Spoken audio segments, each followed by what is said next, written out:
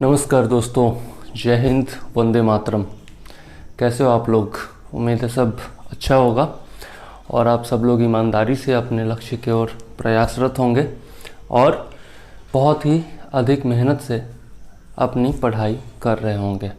Lockdown का समय है और अब तो धीरे धीरे अनलॉक भी होने लगा है, बहुत सारी चीज़ें खुल गई हैं, लेकिन हमारे कोचिंग संस्थान और बाकी सब नहीं खुले हैं, स्कूल कॉलेज वगैरह। तो अभी समय है कि आप घर पर रहकर खुद से ही बहुत अच्छे से तैयारी करें। एग्ज़ाम्स भी जो है अभी नज़दीक में तो नहीं होने वाले, 2-3 महीने के बाद ही होने वाले हैं। मिनिमम जो है आपका मान करके चलिए कि दशहरा और दिवाली के बाद ही अब एग्ज़ाम्स होंगे, तो आपके पास अच्छा खासा समय है, 2-3 महीने का, 4 महीने का समय है। इसमें बहुत अच्छे से आप लोग अगर चाहे तो तैयारी कर सकते हैं। तो इसी क्रम में मैंने एक सीरीज़ शुरू की थी फेसबुक पर और उस क्रम में बहुत सारे सवाल मेरे सामने आए और वैसे भी आते रहते हैं। बहुत सारे लोग मुझसे जुड़े हुए हैं व्हाट्सएप ग्रुप के माध्यम से, यूट्यूब चैनल के माध्यम से और भी अन्य माध्यम से, फेसबुक है, व्हाट्सएप है। तो सब लोगों का सवाल बराबर आते रहता है यूपीएससी के परीक्षा के बारे में या फिर पीसीएस के परीक्षा के बारे में। तो कुछ कॉमन प्रश्नों को मैंने चुना है जिसको मैं आज सॉल्व करने जा रहा हूँ। ठीक है, जो मेरे विचार हैं, जो मेरे अनुभव हैं, उन्हीं के आधार पर बताऊँगा। जो मैंने खुद ट्राई करके देखा है, कभी असफलता भी मिली है, कभी सफलता भी मिली है, दोनों का मिश्रण रहा है। तो जिन चीज़ों से मुझे असफलता मिली, मतलब कि मुश्किलें पैदा हुई, हालात ख़राब हुए, और जिन चीज़ों से हालात अच्छे हुए, मुझे अच्छा अनुभव हुआ और सफलता की ओर मैं आगे बढ़ता हुआ महसूस किया, तो उन सब चीज़ों को आपके सामने शेयर करने जा रहा हूँ।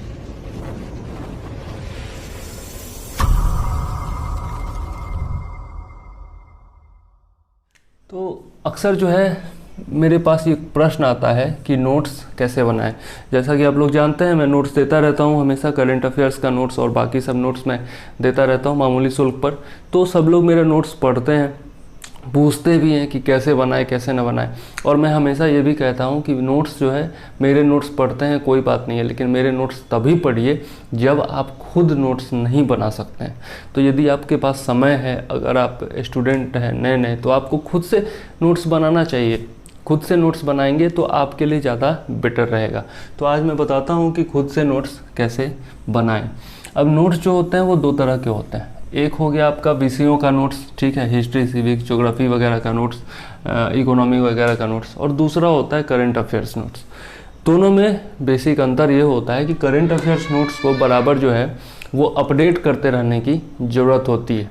ठीक है, इसको बराबर अपडेट करते रहने की ज़रूरत होती है। और सब्जेक्ट नोट्स में कुछ पॉइंट्स होते हैं या फिर कुछ सब्जेक्ट होते हैं, उन्हीं को अपडेट करने की ज़रूरत है। जैसे सबसे सब्जेक्ट नोट्स में मान ले तो संविधान संशोधन है, उसको बराबर अपडेट करने की ज़रूरत होती रहती है, क्योंकि संविधान में संशोधन जब होता है तब उसमें नए सब्जेक्ट्स जोड़े जाते हैं, तो इसलिए उसको अपडेट करने की ज़रूरत होती है। अर्थव्यवस्था में आपके जीडीपी के आंकड़े हैं, या फिर आपका कोई नया नियम आता है, कोई नई योजना आती है सरकारी, तो उसको अपडेट करने की ज़रूरत होती है। ठीक है, तो इसी प्रकार जो है कुछ जो पॉइंट्स होते हैं उनको बराबर अपडेट करने की ज़रूरत होती है, और कुछ जो पॉइंट्स होते हैं वो स्टैटिक होते हैं, जो बदलते नहीं हैं, जो हमेशा से हम पढ़ते आ रहे हैं। जैसे इतिहास के बहुत सारे तथ्य, ठीक है, भूगोल के बहुत सारे तथ्य, वो बदलते नहीं। तो 2 प्रकार के विषय हो गए। ठीक, अब हम देखते हैं सब्जेक्ट नोट्स कैसे बनाएं। तो इसके लिए सबसे पहले तो है पढ़ने का तरीका। पढ़ने का तरीका क्या होना चाहिए कि किताब जब भी आप पढ़ते हैं तो 3 बार में पढ़िए। ठीक है, एक फॉर्मूला होता है 3-3-3। ठीक, ये फॉर्मूला मैं बताऊंगा आगे। तो 3 बार आप कोई भी किताब पढ़िए। पहली बार जब आप किताब पढ़ते हैं तो फिर उसमें वैसे पॉइंट्स पढ़िए, मतलब पूरा का पूरा जैसे उपन्यास पढ़ते हैं या फिर कोई कहानी पढ़ते हैं, उस प्रकार से पढ़ते चले जाइए। ठीक है, और उन पॉइंट्स पर अंडरलाइन कर लीजिए या फिर कोई मार्क लगा लीजिए जो पॉइंट्स आपको समझ में नहीं आ रहा हो या फिर आगे याद रखने में मुश्किल हो रही हो। ठीक है, तो उन पॉइंट्स पर अंडरलाइन करते चलिए। और सिलेबस के हिसाब से वैसे पॉइंट्स को अंडरलाइन करते चलिए जो कि पहले पूछे जा चुके हैं परीक्षा में या फिर सिलेबस के अनुसार आगे पूछे जाने की संभावना है। ठीक है, तो इससे क्या होगा कि आपके जो इम्पोर्टेंट पॉइंट्स है वो सारे अंडरलाइन हो जाएंगे, और जब दूसरी बार किताब पढ़ेंगे तो आपको केवल अंडरलाइन फैक्ट्स को ही पढ़ना है, बाकी पूरी किताब को पढ़ने की आवश्यकता नहीं है। ठीक, अब दूसरी बार में आपने क्या किया, जो अंडरलाइन किया हुआ था केवल उसी को पढ़ते जा रहे हैं, और उसमें भी जो आपको आगे याद रखने में मुश्किल होने वाली है या फिर आपको लगता है कि नहीं इसको बार बार पढ़ना ज़रूरी होगा, तो उन फैक्ट्स को फिर दूसरे कलर से अंडरलाइन कर लें। पहली बार में किसी दूसरे कलर से अंडरलाइन करें, दूसरी बार में दूसरे कलर से अंडरलाइन करें, और जब तीसरी बार किताब पढ़ें तो उसका नोट्स बना लें जो कि आपने दूसरी बार में अंडरलाइन किया था, उसको नोट्स बना लें। नोट्स बनाने के क्रम में क्या करें कि आप ऐसा कोई रजिस्टर लें या फिर ओपन वाला जो आता है A4 शीट आता है जो ओपन होता है वो लें, उस पर बनाएं। ठीक है, उस पर बना करके और उसको जो है आप धागे से बांध करके रखें या फिर किसी भी तरीके से स्टेपल करके रखें। ठीक है, और इस प्रकार से रखें कि उसमें जो है अन्य तथ्य भी जोड़े जा सकें। जब भी आप चाहें तो एक पेज के बाद दूसरा पेज जोड़ करके और उसमें जो है अन्य तथ्य भी लगा सकें, संलग्न कर सकें। ठीक, इस प्रकार से बनाएं। वो कॉपी वाली व्यवस्था छोड़ दीजिए, वो बच्चों वाली जो व्यवस्था थी जो कॉपी पर हम लोग नोट्स बनाया करते थे, लिखा करते थे, वो छोड़ दीजिए। कोई रजिस्टर इस तरह का लीजिए, स्पाइरल बाइंडिंग वाला या फिर ओपन होना चाहिए जिसमें आप अन्य तथ्य भी ऐड कर सकें। ठीक, तो वैसा सबसे पहले रजिस्टर लीजिए, 2-3 कलर का पेन ले लीजिए।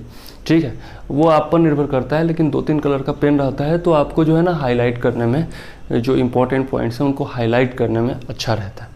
ठीक है, तो ये 2 चीज़ें ले लीजिए, और उसके बाद आप जो है ना कूट अक्षरों का उपयोग करें, मतलब कि संकेताक्षरों का यूज करें, शॉर्ट फॉर्म्स का यूज करें नोट्स बनाने में। ऐसे शॉर्ट फॉर्म विकसित करें खुद ब खुद से विकसित करें। ठीक है, जैसे अर्थव्यवस्था लिखना है तो हमने अर्थ लिख करके और उसके आगे डॉट लगा दिया तो हम समझ जाएंगे कि अर्थव्यवस्था लिखा हुआ है।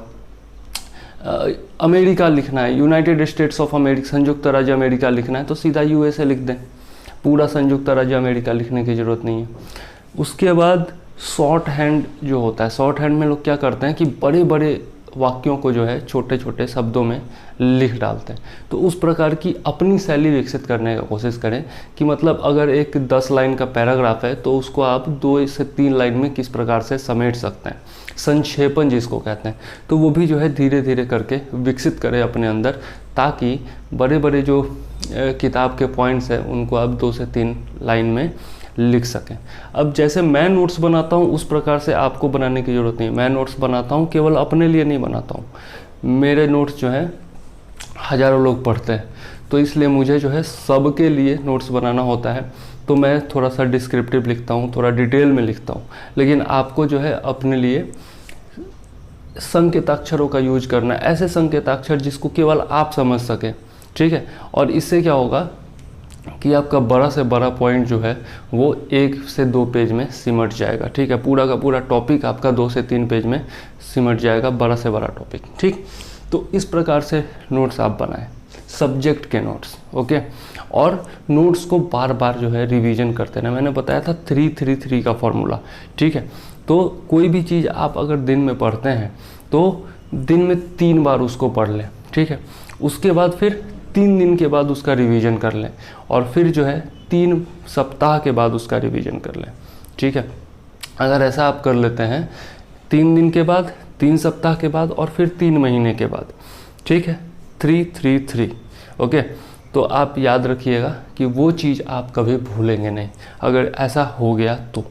3 दिन के बाद, 3 सप्ताह के बाद और 3 महीने के बाद। ठीक, तो ये चीज़ याद रखिएगा। तो अब सब्जेक्ट नोट्स के बारे में हम लोग पढ़ चुके हैं, और सब्जेक्ट नोट्स में भी जो भी अपडेटेड करने वाला टॉपिक है, ठीक ठीक है, अपडेट करने वाला टॉपिक है, उसमें जो है पेज आगे से लगाने का गुंजाइश ज़रूर रखें, ताकि अगर कोई अपडेट होता है तो उसको लिख करके आप सेम जगह पर पेज लगा सकें। ठीक है, और एक इंडेक्स ज़रूर बनाएं अपने नोट्स में, इंडेक्स ज़रूर बनाएं। हर पेज पर अपना जो है नंबरिंग दें, 1 2 3 4 नंबरिंग दें। और पेज के शुरुआत में जो रजिस्टर है या फिर नोट्स है, उसके शुरुआत में जो है आप एक इंडेक्स बना लें कि फला पेज पर फला टॉपिक लिखा हुआ है। ठीक है, इससे क्या होगा, जब आप रिवीजन करने के टाइम में जाएंगे तो आपको जो टॉपिक रिवीजन करना है आप तुरंत से निकाल पाएंगे, नहीं तो फिर ढूंढते रह जाएंगे कहाँ पे क्या है। ठीक, तो ये चीज़ भी ज़रूर करें। अच्छा, ये सब सारी बातें जो है वो करंट अफेयर्स नोट्स पर भी लागू होती है, जो भी मैंने आपको चीज़ें बताई जो कि आपको होना ज़रूरी है। इसके अलावा करंट अफेयर्स नोट्स के लिए मैं क्या करता हूँ कि अब देखिए, करंट अफेयर्स आपका खुद का न्यूज़ चैनल तो है नहीं, ना मैगजीन है, ना पत्रिका है, ना आपके पास सिस्टम है कि आप खुद अपना न्यूज़ जो है वो जुटाएंगे। न्यूज़ आप जुटाएंगे कहाँ से? न्यूज़ आपको किसी मैगजीन से मिल सकता है, किसी वेबसाइट से मिल सकता है, न्यूज़पेपर से मिल सकता है, या फिर जो आप टीवी देखते हैं उससे मिल सकता है, टीवी पर जो न्यूज़ देखते हैं उससे मिल सकता है, या फिर सोशल मीडिया से भी मिल सकता है। ठीक, तो न्यूज़ के लिए आपको जो है 4-5 तरीके पता है कि कहाँ से मिलेंगे। मैं क्या करता हूँ, सबसे पहले मैं द हिंदू ज़रूर पढ़ता हूँ। ठीक है, डेली मंगवाता हूँ, 12 रुपये का आता है एक। पटना में अब जब से शुरू हो गया है, पहले क्या होता था कि एक दिन बाद का आता था मेरे शहर में, हाजीपुर में, लेकिन अब पटना में जब से प्रकाशन शुरू हो गया है तब से डेली का डेली मिल जाता है, तो बड़ा सुविधा हो गया है लगभग 1-1.5 साल से। तो मैं डेली मंगवाता हूँ और डेली उसको पढ़ता हूँ। उसमें जो भी इम्पोर्टेंट पॉइंट्स मुझे यूपीएससी या फिर पीसीएस के लिहाज से लगते हैं उनको मैं अंडरलाइन कर लेता हूँ। जो भी हेडलाइंस होते हैं उनको अंडरलाइन कर लेता हूँ और उसके बाद उसको पढ़ लेता हूँ, और पढ़ने के दौरान जो है जो भी इम्पोर्टेंट टॉपिक्स फैक्ट्स होते हैं उनको अंडरलाइन कर देता हूँ। ठीक, पहला काम मैं ये करता हूँ। उसके बाद विजन आईएएस के वेबसाइट पर अगर आप जाएंगे तो आपको पता चलेगा कि द हिंदू का डेली जो भी इम्पोर्टेंट पॉइंट होता है उसको वो लोग समराइज़ करके देते हैं। ठीक है, तो मैं अपने पॉइंट्स को फिर विजन आईएएस के पॉइंट से मैच करता हूँ कि कहीं में द हिंदू में कुछ ऐसा छूट तो नहीं गया जो मैंने अंडरलाइन नहीं किया और वो इम्पोर्टेंट है। ठीक है, तो मैं उससे मैच कराता हूँ। तीसरा क्या करता हूँ कि उसके बाद मैं ओनली आईएएस का एडिटोरियल और आपका जो है करंट अफेयर्स देखता हूँ। ठीक है, 4 बजे उनका करंट अफेयर्स आता है और सुबह 10 बजे जो है आपका एडिटोरियल आता है। तो वो मैं एक बार विश्लेषण ज़रूर सुनता हूँ। ठीक है, वो मुझसे सीनियर हैं और सीनियर से सीखने में कुछ नहीं जाता, और वो बहुत अच्छा पढ़ाते हैं, मुझसे बहुत ज़्यादा अनुभवी हैं, तो उनसे सीखने में मुझे कुछ नहीं जाता। मैं भी एक स्टूडेंट हूँ, तो मैं उनका डेली सुनता हूँ। ठीक है, फिर मैं आपका इनसाइट आईएएस का वेबसाइट खोलता हूँ, उस पर डेली करंट अफेयर्स आता है, उसके पॉइंट्स देखता हूँ। ठीक है, कोई पॉइंट्स अगर मैंने नहीं लगाए या फिर उसमें क्या होता है आपका पीआईबी भी इंक्लूड करते हैं, वो इनसाइट आईएएस वाले पीआईबी भी इंक्लूड करते हैं, इंडियन एक्सप्रेस भी इंक्लूड करते हैं, आपके अन्य जो न्यूज़पेपर इकोनॉमिक टाइम्स वगैरह जो हैं वो भी इंक्लूड करके सबसे वो न्यूज़ लिखते हैं। ठीक है, तो उनमें बहुत सारे पॉइंट्स ऐसे होते हैं जो कि परीक्षा के लिए बिल्कुल ही ज़्यादा इम्पोर्टेंट है। तो अब मैं क्या करता हूँ, दृष्टि आईएएस और आपका जो है इनसाइट आईएएस दोनों के पॉइंट्स मैच करता हूँ। दोनों में जो पॉइंट दोनों में है, ठीक है, वो पीवीआई होता है। मतलब कोई पॉइंट ऐसा है जो कि आपका इनसाइट वाला भी लिख रहा है डेली करंट अफेयर्स में और दृष्टि वाला भी लिख रहा है, इसका मतलब वो बहुत ज़्यादा इंपॉर्टेंट होता है। तो उन पॉइंट्स को मैं सबसे पहले अपने नोट्स में लिखता हूँ। ठीक है, और उसके बाद जो मुझे परीक्षा के लिहाज से अपने हिसाब से इम्पॉर्टेंट पॉइंट्स लगते हैं उनको मैं लिखता हूँ। तो इस प्रकार से मैं करंट अफेयर्स के नोट्स बनाता हूँ। मेरे नोट्स डिस्क्रिप्टिव होते हैं, और हाँ, ध्येय आईएएस से मैं वन लाइनर्स जो लिखता हूँ वो ध्येय आईएएस से लेता हूँ, या फिर दैनिक जागरण का आता है वन लाइनर्स, उससे लेता हूँ। ठीक है, तो वन लाइनर्स भी मैं इंक्लूड अब करने लगा हूँ पिछले 2-3 माह से। ठीक, तो इस प्रकार से मैं नोट्स बनाता हूँ, आप भी बना सकते हैं। ठीक है, अब मुझे चूँकि नोट्स इस प्रकार से बनाना होता है कि आपको कहीं भी भटकने की आवश्यकता ना हो, तो मैं नोट्स में सारा चीज़ इंक्लूड करता हूँ। आपका दृष्टि IAS, vision IAS, insight IAS, PIB, और कभी कभार जो है आपका लोकसभा टीवी और राज्यसभा टीवी का भी जो है यूज मैं करता हूँ। ठीक, तो इस प्रकार से आप भी नोट्स बना सकते हैं करंट अफेयर्स के, और नोट्स उसी प्रकार से बनाइए कि भैया उस सेम टॉपिक के बारे में कोई दूसरा अपडेट आता है या कोई दूसरा न्यूज आता है तो उसमें आप जो है अलग से पेज संलग्न कर सकें और उसको अपना नोट्स जो है वो उसको अपडेट कर सकें। और इंडेक्स ज़रूर बनाइएगा, पेज पर नंबरिंग ज़रूर दीजिएगा, इतना याद रखिएगा, ठीक है। तो ये हमने देखा नोट्स कैसे बनाएं। दूसरा हमारा पॉइंट आता है किताब पढ़ने का सही तरीका। तो किताब पढ़ने का सही तरीका मैंने आपको बताया है कि 3 बार किताब को पढ़िए। पहली बार में जो है उसको जो है धारा प्रवाह पढ़ते चले जाइए किताब की तरह, मतलब उपन्यास की तरह, किसी कहानी की तरह, और अंडरलाइन करते जाइए। दूसरी बार में मैंने बताया कि जो अंडरलाइन किया है आपने केवल उसको पढ़िए, और जो भी इम्पोर्टेंट फैक्ट्स लगते हैं या फिर लगता है कि जो आप याद नहीं रख सकते उसको दोबारा अंडरलाइन कर लीजिए। और तीसरी बार जब पढ़िए तो आप नोट्स बना डालिए, और चौथी बार तो आपको किताब पढ़ने की ज़रूरत ही नहीं रहेगी, केवल आप नोट्स पढ़ करके अपना काम चला सकते हैं, और वही रिवीजन का सही तरीका भी होगा। अब हम देखते हैं पढ़ने का सही तरीका क्या होना चाहिए। बहुत सारे लोग मुझसे पूछते हैं कि यार दिन में पढ़ें, रात में पढ़ें, कितने घंटे पढ़ें जो काफ़ी होगा। देखिए ये सब जो है ना भ्रम है कि कोई टॉपर जो है वो 16 घंटे पढ़ता है और 14 घंटे पढ़ता है। इंसानी दिमाग जो है ना और इंसानी जो शरीर है आपका, उसकी एक सीमा होती है, ठीक है। कोई अगर 10 घंटे 12 घंटे से ज़्यादा पढ़ने लगे ना तो उसका दिमाग ख़राब हो जाएगा, ये बात आप जान के चलिए, ठीक है। लगातार इतना आप नहीं पढ़ सकते, साल भर 14 घंटे पढ़ना आपके लिए इम्पॉसिबल है, किसी के लिए भी इम्पॉसिबल है। इंसानी दिमाग की एक सीमा होती है, ठीक है। तो कोई अगर ऐसा कहता है कि मैंने साल भर 2 साल 16 घंटे और 14 घंटे पढ़ाई की, तो ये गलत कहता है, ये संभव ही नहीं है, ठीक है। विज्ञान से ये प्रूव हो चुका है। तो आप उसकी बातों पर भरोसा मत कीजिए, आप अपने हिसाब से पढ़िए। और घंटों का तो हिसाब ही मत रखिए, आप बच्चे नहीं हैं यार कि यार 1 घंटा पढ़ लिया तो मम्मी अब खाना चाहिए और मम्मी अब टीवी देखने दो, कार्टून देखने दो। यार आपका अपना खुद का दिमाग है, आप ग्रेजुएट हो, ठीक है, आपको खुद अपना लक्ष्य पता है, तो आप घंटों का हिसाब क्यों रखते हो कि इतने घंटे पढ़ूंगा उतने घंटे पढ़ूंगा। आप डेली का अपना टॉपिक निर्धारित करो कि मुझे आज ये 5 टॉपिक मान लिया निर्धारित कर लिए, 2 टॉपिक भूगोल से, 2 टॉपिक इतिहास से, 1 टॉपिक राजव्यवस्था से मान लिया उदाहरण के लिए। तो 5 टॉपिक मैंने निर्धारित कर लिया, और उसके बाद जब भी मेरा दिन में रात में मन करेगा पढ़ने का, जब भी मुझे लगेगा कि हाँ मैं फ्रेश हूँ, मेरी दिमागी अवस्था जो है बहुत अच्छी है, अभी मेरा दिमागी संतुलन बहुत अच्छा है, उस समय पढ़ना शुरू कर दीजिए और वो 5 टॉपिक ख़त्म करिए। अब वो टॉपिक इस प्रकार से रखिए, कुछ फ्लेक्सिबिलिटी रखिए कि उस दिन मतलब कि 24 घंटे के अंदर जितना देर आप पढ़ सकते हैं, जो कि प्रैक्टिकल है, ठीक है, उतने टाइम में वो टॉपिक ख़त्म हो जाए। ऐसा नहीं कि इस प्रकार का 5 टॉपिक रख लीजिए कि 5 बहुत बड़ा हो और एक दिन में उसको संभव ही ना हो पूरा करना, ऐसा मत रखिए। इस प्रकार का फ्लेक्सिबिलिटी रखिए टाइम के हिसाब से कि आप उस टॉपिक को कंप्लीट कर पाएँ, ठीक है। और डेली रात में जो है सोने से पहले आप एक बार चेक कीजिए कि हाँ जो आपने अपने लिए आज का टास्क निर्धारित किया था वो पूरा हुआ या नहीं। अगर पूरा हो जाता है तो आपका मन बहुत प्रसन्न रहेगा, ये बात आप ध्यान रखिएगा। जब आप अपना टारगेट एक दिन का भी पूरा कर लेते हैं तो आपके मन में एक अलग से उमंग होगा, एक अलग से उत्साह होगा। और अगर आपका एक भी टॉपिक छूट जाता है, 1-2 टॉपिक भी छूट जाता है, तो आपको जो है ना थोड़ा सा उदासी ज़रूर रहेगा कि यार बेकार मतलब का यहाँ पे टाइम बर्बाद कर लिया, ये टॉपिक पूरा हो सकता था, ठीक है। तो अपना जो है आत्मावलोकन खुद कीजिए कि आपका टॉपिक पूरा क्यों नहीं हुआ। अगर टॉपिक पूरा नहीं आप कर सके तो क्यों नहीं कर सके।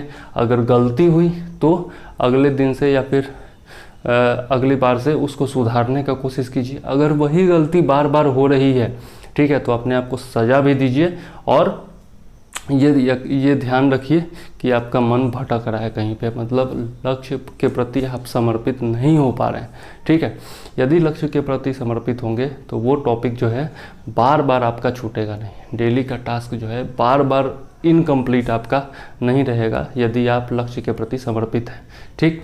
तो ये बात ध्यान रखिएगा, ओके। नहीं हो तो लिख लिया कीजिए, डेली का जो टॉपिक है ना, रात में सोने से पहले एक डायरी में लिख लिया कीजिए कि कल मुझे ये टॉपिक मतलब पढ़ना है या याद करना है या लिखना है, ठीक है।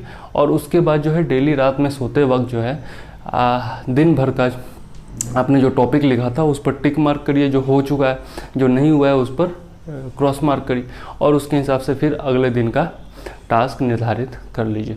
तो आप टास्क पूरा कीजिए, आप जो है ना घंटे मत गिनिए कि कितने घंटे मुझे पढ़ने हैं, ठीक। दूसरी चीज़ होती है कि सबका दिमागी स्तर भी अलग अलग होता है। कुछ लोग जो है 10 मिनट में कोई चीज़ समझ जाते हैं और ज़िंदगी भर याद रखते हैं, कुछ लोगों को वही चीज़ याद रखने में 2 घंटे लग जाते हैं और वो जल्दी भूल भी जाते हैं। तो सबका अपना अपना भगवान ने दिमागी स्तर दिया है, दिमाग का लेवल दिया है। जिसका दिमाग कमज़ोर होता है उसको थोड़ा अधिक मेहनत करना पड़ता है, जिसका दिमाग बहुत अच्छा होता है उसको थोड़ा कम मेहनत करना पड़ता है। सबका अपना अपना अलग अलग सकारात्मक पहलू भी है और नकारात्मक पहलू भी है। तो किसी का दिमाग यदि कमज़ोर है तो उसको बुरा नहीं मानना चाहिए। भगवान ने जो दिया है, अगर दिमाग कमज़ोर दिया है तो कुछ न कुछ आपके शरीर में या फिर मानसिक स्थिति में इस प्रकार का जरूर अनोखा दिया होगा जो दूसरों में नहीं होता है, ठीक है। जैसे आप जानते होंगे हर दिव्यांग जो होता है उसमें कुछ न कुछ सिक्स्थ सेंस होता है, मतलब कि कुछ न कुछ अलग से अनूठा करने की क्षमता जरूर होती है, भगवान ने दी होती है। तो भगवान यदि हमसे कुछ छीनता है तो हमको जरूर कुछ ना कुछ देता भी है, ये विश्वास रखिए, ठीक है। तो अब हमने देखा कि किताब मतलब पढ़ने का सही तरीका क्या है, घंटों के हिसाब से नहीं पढ़ना है, ठीक है। अच्छा, एक और चीज़ मैं बताना चाहूँगा पढ़ने के तरीके में कि हमेशा जो है 2 विषय जो है वो चुनिए, ठीक है। एक ही विषय पढ़ते पढ़ते ना लगातार हम लोग बोर हो जाते हैं। एक ही विषय लगातार पढ़ते रहिएगा, आज भी वही विषय, आज भी इतिहास ही पढ़ा, कल भी इतिहास ही पढ़ा, परसों भी इतिहास ही पढ़ा, सोच रहे हैं कि इतिहास का पूरा किताब ख़त्म कर देंगे उसके बाद कोई दूसरा किताब उठाएंगे। तो ये मत कीजिए, कोई 2 बुक कम से कम एक बार में ज़रूर पढ़िए। अगर आप मान लिया, अब कॉम्बिनेशन भी बिठाया जा सकता है, जैसे आप मान लिया राज्य व्यवस्था की शुरुआत करने जा रहे हैं, ठीक है, तो मॉडर्न हिस्ट्री का अंत उस समय करते रहिए। मॉडर्न हिस्ट्री के अंत में आपको संविधान के विकास की पूरी कहानी है, ठीक है, किस प्रकार से संविधान का निर्माण हुआ, और वही चीज़ आपको राज्य व्यवस्था में सबसे पहले पढ़ना है, ठीक है। तो इन दोनों का कॉम्बिनेशन आप बिठा सकते हैं। अगर आप भूगोल पढ़ रहे हैं तो उसी समय पर्यावरण को पढ़ सकते हैं, तो भूगोल और पर्यावरण का आपका कॉम्बिनेशन अच्छा बैठ जाता है, ठीक है। उसी प्रकार से अर्थव्यवस्था को भी आप भूगोल से लेकर के चल सकते हैं। भूगोल में भी आपको कृषि पढ़ना है, व्यापार पढ़ना है, उसी तरीके से आपको जो है अर्थव्यवस्था में भी कृषि पढ़ना है, व्यापार पढ़ना है, ठीक है, पशुपालन पढ़ना है। तो इस प्रकार से जो है आप कॉम्बिनेशन बिठा सकते हैं सब्जेक्ट्स का, ठीक है। तो ये आप पर निर्भर करता है, थोड़ा सा दिमाग भी लगाइए, स्मार्ट स्टडी कीजिए, ठीक। तो अब हमने देखा पढ़ने का सही तरीका। तीसरा पे आते हैं, वैकल्पिक विषय कैसे चुनें। अब सब लोग पूछते रहते हैं भैया कौन सा वैकल्पिक विषय चुने, कौन सा ऑप्शनल चुने, समझ में नहीं आ रहा है। अरे भाई, आप अपने आप को सबसे बेहतर जानते हो, बचपन से आप पढ़ते आ रहे हो इतिहास, भूगोल और नागरिक शास्त्र और अर्थशास्त्र और क्या क्या। तो आपको पता है ना कि आपको इतिहास में ज़्यादा अच्छा पढ़ने में मज़ा आता है, या भूगोल पढ़ने में ज़्यादा मज़ा आता है, या फिर कोई साइंस का सब्जेक्ट पढ़ने में ज़्यादा मज़ा आता है। ये आपको पता है, आप जानते हो। तो मुझसे पूछोगे तो, या फिर किसी और से पूछोगे तो कोई कैसे बताएगा कि हर इंसान कितने पानी में है, कितना नॉलेजेबल है, ये उसको अच्छे से पता होता है, ठीक है। आप बस अपने आप के प्रति ईमानदार रहिए और अपने आप से ईमानदारी से जवाब दीजिए अपने मन को कि हाँ भाई, मुझे ये सब्जेक्ट पढ़ने में मज़ा आता है, लगातार साल भर 2 साल जो है मैं ये सब्जेक्ट पढ़ सकता हूँ डेली 2 घंटे, ठीक है। और इस सब्जेक्ट के जो फैक्ट्स होते हैं, जो पॉइंट्स होते हैं, उसको मैं विश्लेषित कर सकता हूँ, अपने शब्दों में लिख सकता हूँ, ठीक है। तो वैसे सब्जेक्ट आप चुनिए। दूसरा आधार क्या होता है? दूसरा आधार होता है कि आप जो है जो आप जिस विषय का जो है आपके पास स्रोत बहुत अच्छे से अवेलेबल है, कोई मार्गदर्शक अवेलेबल है। दूसरा आधार ये हो गया कि स्रोत आपके पास अवेलेबल होना चाहिए, मार्गदर्शक अवेलेबल होना चाहिए, कोई ऐसा हो जो कि आप जब आंसर राइटिंग करें तो उसको चेक कर दे, ठीक है। तो इस प्रकार का देखिए, कोई अगर हिस्ट्री के प्रोफेसर हैं तो आप उनसे मदद ले सकते हैं, आप हिस्ट्री लिखना शुरू कीजिए। कोई सीनियर है, उसने कोई सब्जेक्ट लिया हुआ है और आपको भी उसी में रुचि है, ठीक है, तो आप उनसे मदद ले सकते हैं। तो इस प्रकार से आप कर सकते हैं, तीसरा आधार ये होता है कि लोग ग्रेजुएशन का सब्जेक्ट चुन लेते हैं, क्योंकि ग्रेजुएशन में आपने तुरंत ही 3 साल वही सब्जेक्ट पढ़ा होता है, आधा सिलेबस एक तरह से यूपीएससी का आपका ख़त्म हो चुका होता है, तो आपको पढ़ने में अच्छा रहता है। फिर कुछ लोग जो है वो धारा में बह जाते हैं, भीड़ का हिस्सा बन जाते हैं। मतलब कि पिछले साल एंथ्रोपोलॉजी का टॉपर हुआ था, साइकोलॉजी का टॉपर हुआ था, उसमें ज़्यादा अंक आए थे, तो भैया लो सब लोग जो है एंथ्रोपोलॉजी और साइकोलॉजी लिए जा रहे हैं। पहले ऐसा ही होता था, पहले लोग इतिहास को ज़्यादा पसंद किया करते थे, उसके बाद जो है भूगोल को ज़्यादा पसंद करने लगे, और अब जो है आपका साहित्यिक विषय जो है हिंदी साहित्य है, तमिल साहित्य है, ये सब जो सब्जेक्ट होता है उसमें ज़्यादा नंबर आने लगे हैं और लोग उसी धारा में बहे जा रहे हैं। तो साहित्य विषय तो मैं कहूँगा कि अगर हिंदी साहित्य वगैरह में रुचि है आपकी और आप समझ पाते हैं तो साहित्य वाला जो विषय है वो सही में अंकदायी है, आप ले सकते हैं। लेकिन बाकी के लिए जो है, जो मैंने 2-3 आधार बताए उसको ज़रूर ध्यान में रखिए, ठीक है। और खुद से चुनिए, किसी और से मदद ज़रूर लीजिए, सुनिए सबकी, लेकिन करिए अपने मन की, ठीक है। तो ये भी हमने देख लिया कि वैकल्पिक विषय कैसे चुने। इसमें जो है ना ये मिथ्या होता है कि ये लेंगे तो ज़्यादा अंक आ सकता है, वो लेंगे तो कम अंक आएगा, या फिर ये ट्रेंड में है वो ट्रेंड में नहीं है, ये सब बकवास की बातें होती हैं। अगर आप मान लीजिए इतिहास चुनते हो तो इतिहास आपका पीटी में भी काम आएगा, मेंस में भी काम आएगा, और ऑप्शनल तो आपका है ही, तो आपका हर स्टेज पर इतिहास काम आएगा। भूगोल है, इसके साथ भी है, ये हर स्टेज पर काम आएगा, ठीक है। आपका राज व्यवस्था है, इसमें भी जो है हर स्टेज पर काम आएगा। तो ये भी एक आधार होता है सब्जेक्ट चुनने का, मतलब कि ऑप्शनल सब्जेक्ट चुनने का। लेकिन सबसे महत्वपूर्ण आधार है कि आपकी रुचि किस में है, किस में आप जो है अपने शब्दों में उत्तर को विश्लेषित कर सकते हो, फैक्ट्स का नरेशन कर सकते हो, ठीक, एक्सप्लेनेशन कर सकते हो, तो वो ज़रूर करें। अब आते हैं, चौथा टॉपिक है हमारा शुरुआत कैसे करें। इसके बारे में डिटेल में वीडियो बनाना होगा, ठीक है, तो वो अगले वीडियो में डिटेल से बताऊंगा। लेकिन 2-3 पॉइंट्स है वो मैं बता देना चाहता हूं कि शुरुआत करने के लिए आप सबसे पहले सिलेबस देखिए। पीसीएस का तैयारी कर रहे हैं तो उसका सिलेबस देखिए, आप जो है अगर यूपीएससी की तैयारी कर रहे हैं तो उसका सिलेबस देखिए। आराम से 1 सप्ताह बैठ करके देखिए, आपको कुछ न समझ में आए फिर भी देखिए, अगर समझ में आ रहा है फिर भी देखिए, अगर बार बार पढ़ने का नहीं दिल कर रहा है तो उसको याद कर लीजिए। इस प्रकार से पढ़िए कि आपके आत्मा में बस जाए। मतलब कि अगर कोई किताब मैंने उठाया है, मैं कोई किताब उठाता हूँ और उसका कोई चैप्टर निकाल करके पढ़ना शुरू करता हूँ, तो लाइन बाय लाइन में मुझे याद होना चाहिए कि हाँ, ये जो पॉइंट है वो मेरे पाठ्यक्रम में है और ये पॉइंट जो है वो पाठ्यक्रम में नहीं है, ये मुझे नहीं पढ़ना है। मसलन मान लिया आपने उठा लिया रमेश सिंह की किताब, आपने उठा लिया अर्थव्यवस्था की, तो फिर भैया उसमें तो बहुत सारा कुछ दिया हुआ है, तो आप पूरी मोटी, इतनी मोटी किताब आप पढ़ने जाएंगे तब तो आप का समय बर्बाद होगा और कोई मतलब ही नहीं रहेगा। तो आपको कॉस्ट इफेक्टिव तरीके से पढ़ना है कि कितना समय आप इनपुट दे रहे हैं और आपको कितना नॉलेज आउटपुट में मिल रहा है और कितना सिलेबस आपका कवर हो रहा है, ठीक है। तो इसके लिए सिलेबस की बहुत ज़्यादा ज़रूरत है कि आप आत्मसात कर लें उसको, ठीक है, सिलेबस। और दूसरा जो है प्रीवियस ईयर क्वेश्चन कोई भी सॉल्व ले लें, दृष्टि का ले लें, किसी का भी ले लें, अरिहंत वगैरह का अच्छा आता है, जिसका भी उत्तर बहुत अच्छे तरीके से दिया हो वो ले लें आप, ठीक है, पीटी और मेंस दोनों का। और उसको जो है सिलेबस के बाद फिर उसको पढ़ें अच्छे से। इससे आपको पता चल जाएगा कि यूपीएससी आपसे चाहती क्या है या फिर पीसीएस जो है वो आपसे चाहता क्या है। हर पीसीएस का अपना अपना जो है, एमपीपीएससी का, बीपीएससी का, यूपीपीएससी का अलग अलग जो है आपका परीक्षा का पैटर्न होता है, ठीक है।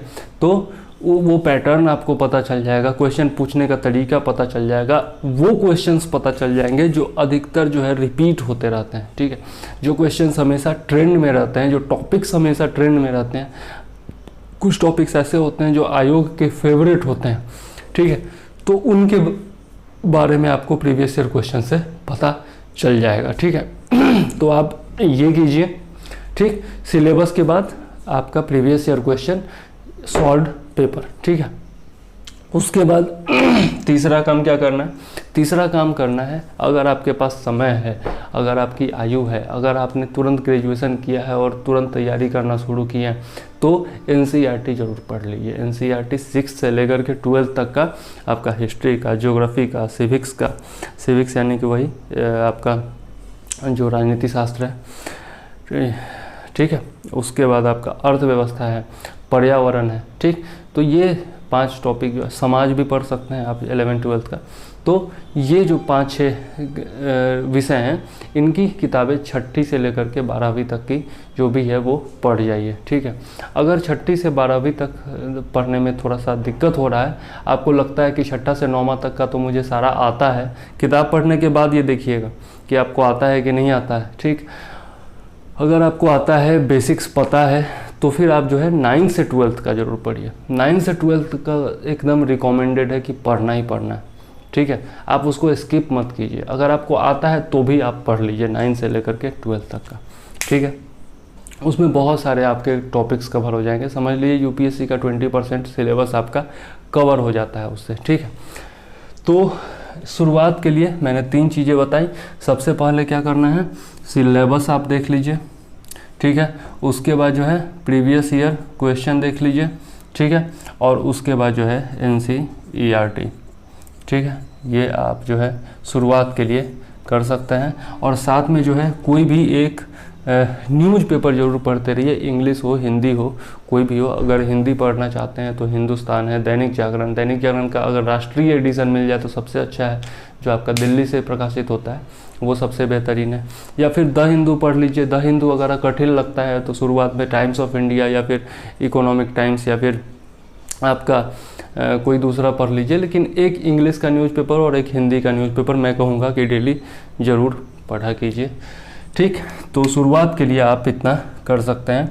और इतना जो है आप लगभग आपको एनसीईआरटी वगैरह कंप्लीट करने में आपको 3 महीने लग जाएंगे। और 3 महीने के बाद जो है फिर आप मुख्य किताबों पर आइए, तब चर्चा होगी स्रोतों की कि कौन कौन सी किताबें जो हैं किस सब्जेक्ट के लिए अति उत्तम है।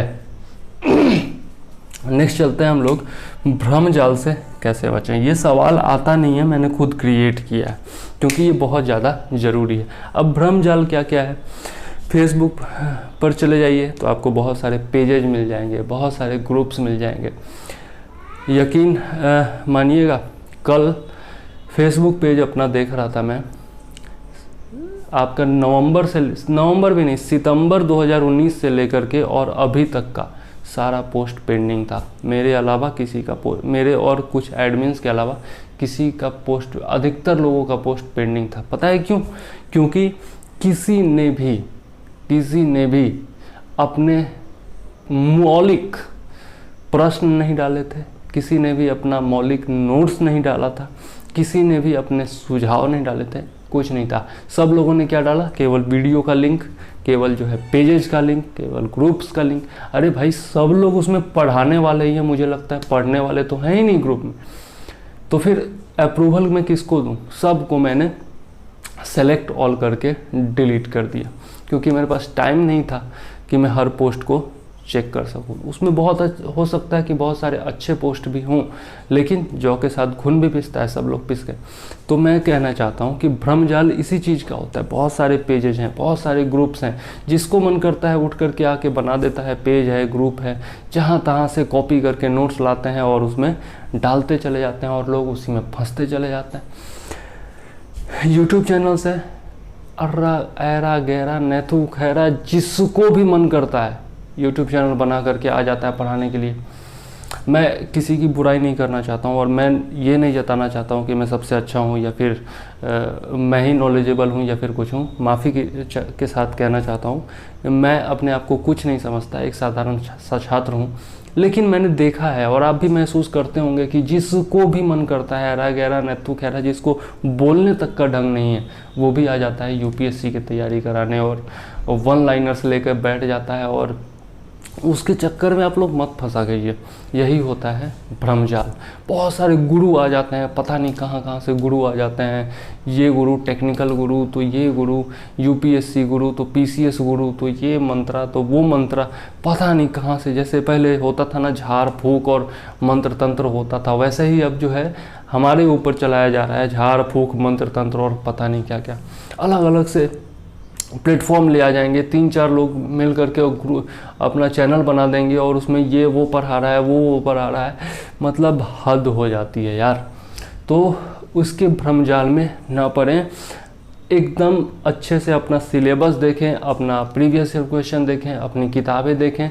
सबसे पहले अपनी किताब पूर्ण करें, अपने नोट्स बनाएं, ठीक है। किसी के भी नोट्स का अनुसरण ना करें, मतलब अंधा अनुकरण ना करें। अगर आपको लगता है कि सिलेबस के हिसाब से किसी ने अच्छा नोट्स बनाया है तो ज़रूर पढ़ें, लेकिन अंधा अनुकरण ना करें। मतलब कि किसी पर एकदम आंख मूंद करके विश्वास ना करें कि हाँ भाई ये नोट्स पढ़ लूँगा तो मेरा एग्ज़ाम निकल ही जाएगा, और मतलब पैसे फेंके जा रहे हैं 1000 रुपये, 1500 रुपये, लोग तो 5-5 हज़ार रुपये ले रहे हैं, ये नोट्स ले लो और पास कर जाओगे। ये टेस्ट सीरीज, आजकल तो टेस्ट सीरीज का नया नया, आपने किताब पढ़ा नहीं है तो क्या केवल टेस्ट सीरीज से आपका एग्ज़ाम निकल जाएगा?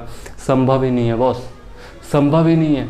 आपको नोट्स पता नहीं है, आपने पढ़ा नहीं है, आपको सिलेबस तक पता नहीं है, और टेस्ट सीरीज में आपने 3-4 हज़ार रुपये दिए, टेस्ट सीरीज ज्वाइन किया और आपका निकल जाएगा? हाँ, ये कोई कहता है कि हाँ 3 महीने में निकाल लो यूपीपीएससी और 6 महीने में निकाल लो, भाई मूर्ख बना रहा है, सीधी सी बात है, मूर्ख बना रहा है। अरे भाई साल भर की मेहनत लगती है यार, इतने सारे लोग जो निकाल करके बैठे हुए हैं, ये क्या मूर्ख थे जो साल भर पढ़ रहे थे और मेहनत कर रहे थे? इनको क्या किसी ने नहीं दिखाया होगा रास्ता कि हाँ भाई मेरा टेस्ट सीरीज ज्वाइन कर लो, मेरा नोट्स पढ़ लो और उस किताबें छोड़ दो और कुंजिका पढ़ लो तो हो जाएगा? मतलब वो वाली बात नहीं है यार। अब ज़माना बदल चुका है, कंपटीशन टफ है, आपको मेहनत पर भरोसा करना ही होगा। तो भ्रमजाल से निकलिए, शॉर्टकट के चक्कर में मत पड़िए, और ये वन लाइनर्स तो आपको तबाह कर देंगे। मैं पहले भी कह रहा हूँ, आज भी कहता हूँ, हालांकि मैं भी अपने नोट्स में वन लाइनर इंक्लूड करना शुरू कर दिया हूँ, लेकिन इसलिए कि मेरे नोट्स जो है वो रेलवे वाला भी पढ़ सके और बैंकिंग वाला भी पढ़ सके, एसएससी वाला भी पढ़ सके, इसलिए मैंने इंक्लूड किया। लेकिन पीसीएस वालों और यूपीएससी वालों को तो वन लाइनर से तौबा कर लेनी चाहिए। वन लाइनर्स तो उसमें क्वेश्चन ही नहीं होते, तो आप वन लाइनर्स पढ़ के क्या करोगे? आप किसी भी तथ्य को डिस्क्रिप्टिव पढ़ा करो, ठीक है। उसके बारे में कोई भी पॉइंट है तो उसके बारे में कम से कम आपको 4-5 लाइन पता होनी चाहिए, क्योंकि क्वेश्चंस आप देखते हो पीसीएस में भी जो है अब घुमा करके क्वेश्चन पूछा जाता है। एक क्वेश्चन में आपको 4 जो पॉइंट्स दिए होते हैं, चारों अलग अलग फैक्ट्स होते हैं, और उसमें से आपको सही और गलत चुनना होता है, या फिर मैच करना होता है, या फिर इस प्रकार का क्वेश्चन होता है। डायरेक्ट वन लाइनर क्वेश्चन बहुत कम आते हैं आज के डेट में। तो आप करंट अफेयर्स पढ़ो या फिर कोई भी टॉपिक पढ़ो, आप वन लाइनर पढ़ करके तो निकाल ही नहीं सकते पीसीएस, तो क्यों पढ़ते हो? और अगर मान लिया पीटी निकाल भी लिए, किसी भी तरीके से किस्मत से निकल भी गया, तो मेंस में क्या करोगे? नंबर तो मेंस का जुड़ता है ना आपका मेरिट में। पीटी निकाल करके आप क्या कर लोगे? पीटी तो हर साल मतलब हज़ारों लोग निकालते हैं, सिलेक्शन कितनों का होता है, फाइनल सिलेक्शन में कितने लोग पहुँचते हैं? हाँ, ये सोचो आप। तो इसमें यार मुझे बड़ा थोड़ा दुख भी होता है, गुस्सा भी आ जाता है कि लोग वन लाइनर्स के चक्कर में पड़े रहते हैं। तो ये भ्रमजाल जो है, इससे आप बचो, ठीक है। और सिलेबस के आधार पर, अपने अनुभव के आधार पर, या फिर किसी सीनियर से सजेशन लेकर के ऐसे चैनल्स चुनो जो आपको सही राह पर दिखाते हैं, ऐसे लोग चुनो जो आपको सकारात्मक बनाते हैं और आपके अंदर जो है सकारात्मक ऊर्जा भरते हैं, जो आपको प्रेरित करते हैं, जो आपको बताते हैं कि हाँ भाई आप भी कर सकते हो। छोटे शहर से हो तो क्या हुआ, थोड़ा दिमाग कमज़ोर है तो क्या हुआ, थोड़ा पहले आपने ध्यान नहीं दिया पढ़ाई में तो क्या हुआ, जब जागो तभी सवेरा है और आप कर सकते हो। उम्र थोड़ा ज़्यादा हो गया तो क्या हो गया, मान लिया 30 साल के हो गए, 32 साल के हो गए, तो आपके पास उम्र तो होती है ना, जनरल की भी जो है 36, 37 साल तक आप एग्ज़ाम दे सकते हैं, अटेम्प्ट्स भी होते हैं, तो आप दो ना भाई, क्यों नहीं दे रहे हो? क्यों आप सोच के बैठे हो कि नहीं मुझसे नहीं होगा? क्यों नहीं होगा? जब जागो तभी सवेरा है यार। 80 साल 90 साल की बुजुर्ग महिलाओं ने केरल में जो है पढ़ाई शुरू की और टॉप किया है यार। आप उदाहरण तो देखो, कल ही एक उदाहरण आया है, मध्य प्रदेश की एक लड़की है 24 किलोमीटर साइकिल चला करके डेली जाती थी पढ़ाई करने और 98% मार्क्स लाई है मध्य प्रदेश में 10th में। तो उनसे सीखो यार, बाधाएं तो आती रहेंगी। तीसरा जो भ्रमजाल होता है वो तानों का होता है, पड़ोसियों का ताना, रिश्तेदारों का ताना, कुछ परिवार के सदस्यों का भी ताना, और उसमें बहुत सारे सुझाव, बहुत सारी उलझनें होती हैं। कोई बोलेगा, पिताजी बोलेंगे ये कर लो, भाई बड़ा भाई बोलेगा ये कर लो, और खुद अपना जो है कुछ और ही रुचि होता है। पड़ोसी आकर के, शर्मा अंकल आकर के बोल देंगे कि हाँ भाई फलाना का बेटा इसमें टॉप कर गया तो इसी में भेज दो। रिश्तेदार कोई आ जाएगा तो हाँ भाई या फलाना का बेटा जो है इस फील्ड में बहुत आगे बढ़ गया तो उसी में भेज दो। तो ऐसा मत कीजिए, खुद अपने हिसाब से अपनी रुचि देखिए, अपना शौक़ देखिए, अपना लक्ष्य बनाइए और अपने हिसाब से चलिए। ये सब भ्रम जाल को इग्नोर किया कीजिए, और तानों वगैरह को तो इग्नोर किया। मान लिया उम्र ज़्यादा हो गई, मेरी भी उम्र ज़्यादा है, बहुत सारे लोग जो है बोलते रहते हैं शादी कर लो, ये कर लो, घर पे क्यों बैठे हो, क्या कर रहे हो फालतू का, कितना अच्छा जॉब कर रहे थे, क्यों छोड़ के चले आए, फिर से जॉब ही कर लेते तो अच्छा होता। बहुत सारे लोग बहुत सारी बातें बोलते हैं, किसी की मत सुनिए, किसी की भी मत सुनिए। आज आप जब संघर्ष कर रहे हैं तो ये लोग आपको ताने मार रहे हैं, लेकिन कल जब आप सफल हो जाएंगे तो यही लोग आपके तलवे चाटेंगे, ठीक है। तो इसलिए घबराइए मत, इनको शब्दों से भी जवाब मत दीजिए, इनसे बहस भी मत कीजिए, इग्नोर करके चलिए। जिस दिन आप सफल होंगे खुद इनके गाल पर जोरदार तमाचा पड़ेगा, तो टेंशन मत लिया कीजिए। तो इन सब भ्रमजालों से बिल्कुल ही बच के रहा करिए। और छठी चीज़ है अध्ययन स्रोत। तो अध्ययन स्रोत में मैंने कुछ चीज़ें बता दी हैं शुरुआत के लिए, ठीक है। और करंट अफेयर्स के लिए जो है मेरे नोट्स आप पढ़ सकते हैं, ठीक। उसके अलावा आप एक मैगजीन, दृष्टि मैगजीन ले सकते हैं, दृष्टि करंट अफेयर्स टुडे मैगजीन ले सकते हैं, या फिर अगर शुरुआत करनी है तो आपका प्रतियोगिता दर्पण भी अच्छा है, या फिर सिविल सर्विसेज टुडे भी अच्छा है, ठीक है। तो कोई भी एक मैगजीन जो भी आपको अच्छा लगता है वो ज़रूर लीजिए और पढ़िए, ठीक है। और इसके अलावा जो है मैं एक चैनल आपको रिकमेंड कर सकता हूँ, ओनली IAS चैनल।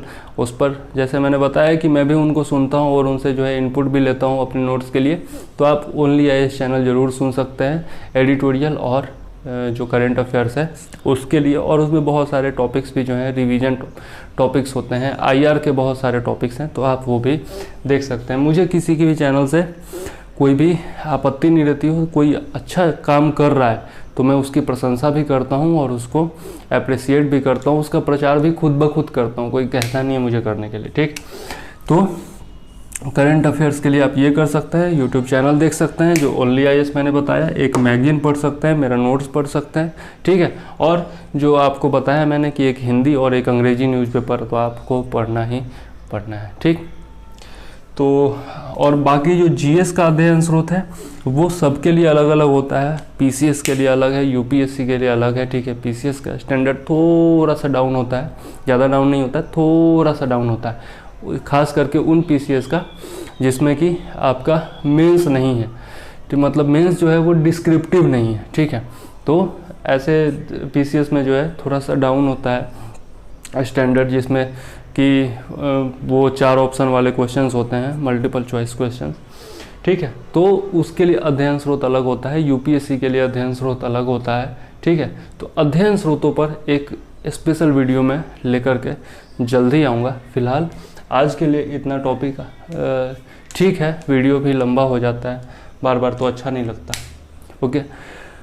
उम्मीद है कि मेरे इस इनिशिएटिव से मैंने जो बताया है उससे थोड़ा बहुत कुछ ना कुछ आप सीखेंगे, कुछ ना कुछ आपको लाभ ज़रूर होगा, ठीक है। मैं आप ही के लिए काम करता हूँ, और जो मैंने गलतियाँ की हैं, जिनसे मुझे अनुभव हुआ है, अच्छा हुआ हो, बुरा हुआ हो, जैसा भी हुआ हो, तो उसके आधार पर मैं आपको बताता हूँ।